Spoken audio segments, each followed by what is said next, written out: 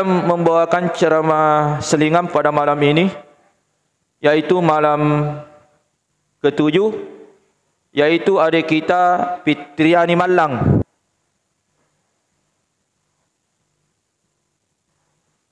Ada orangnya? Tidak kelihatan, kecil.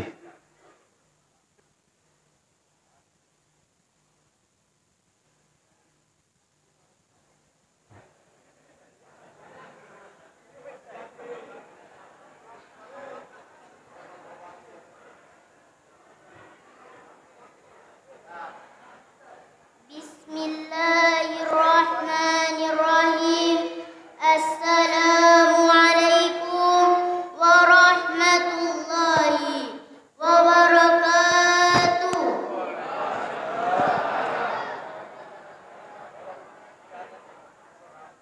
Alhamdulillahillazi ja'ala as-salata kanat 'alal mu'minina kitaban mawquta.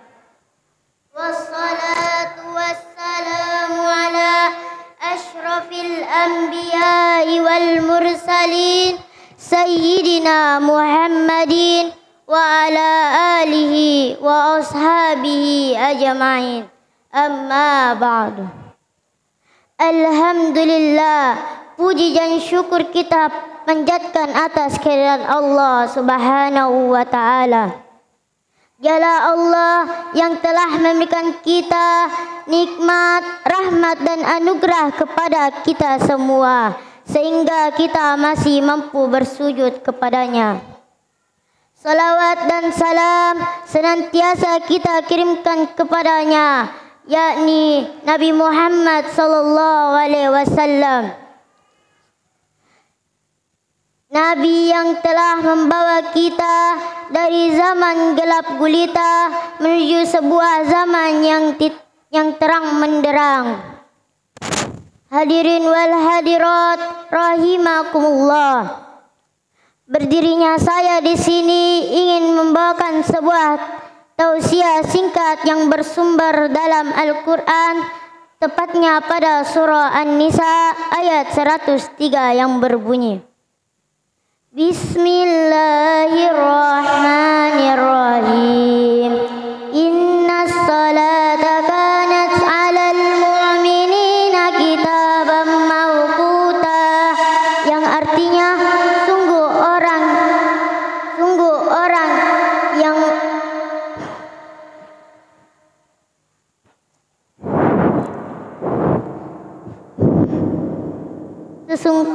sesungguhnya salat adalah fardu yang ditentukan waktunya atas orang-orang yang beriman.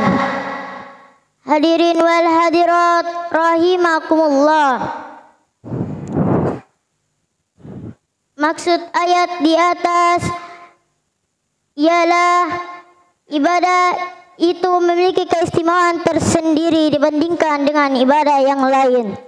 Akan tetapi ibadah juga dijuluki sebagai tiang agama, kunci syurga, pembuka kebaikan. Hadirin wal hadirat rahimakumullah. Pesan singkat ini menjadi titipan terakhir menjelang wafatnya Nabi Muhammad sallallahu alaihi wasallam. Ini menunjukkan kepada kita betapa tinggi dan istimewanya tingkat pendidikan salat berjamaah.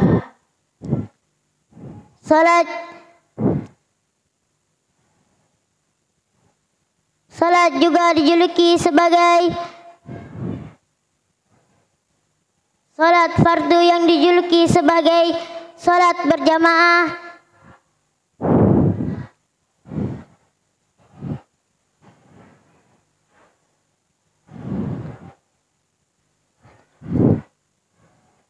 Hadirin wal hadirat rahimakumullah. Allah Subhanahu wa taala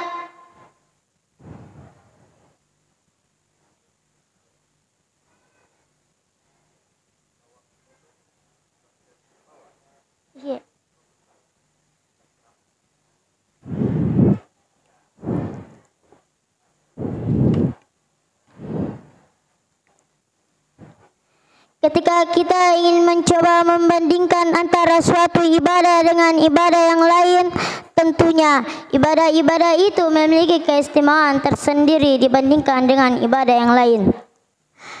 Akan tetapi dalam persoalan salat juga dijuluki sebagai tiang agama, kunci surga, pembuka kebaikan dari segala ibadah.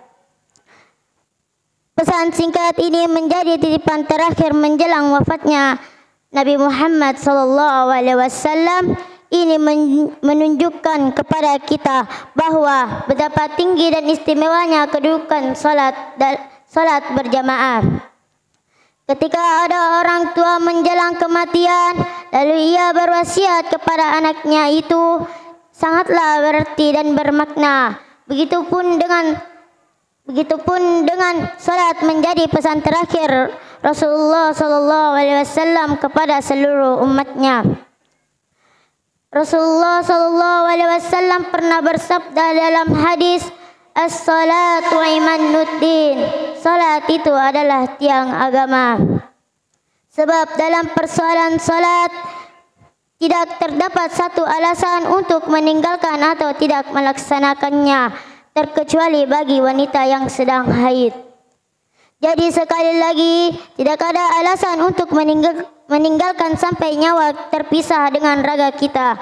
Olehnya itu, kita membiasakan diri untuk salat di belakang imam sebelum kita disalatkan di depan imam. Inilah salah satu nilai istimewa dalam salat berjamaah. Hadirin wal hadirat rahimakumullah. Sebagai kesimpulan, marilah kita menjaga amanah dan pesan terakhir Rasulullah SAW dengan selalu dan senantiasa menjalankan salat lima waktu, bukan salat sewaktu-waktu. Karena tidak ada satu alasan pun untuk meninggalkan salat. Dan marilah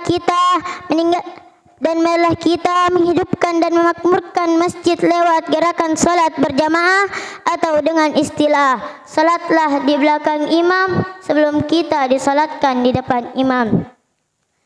Hadirin wal hadirat rahimakumullah. Sekian, ini saja sempat saya sampaikan, kurang dan lebihnya mohon dimaafkan. Saya tutup dengan ucapan wabillahi taufik wad da'watu wal irsyad. Assalamualaikum warahmatullahi wabarakatuh.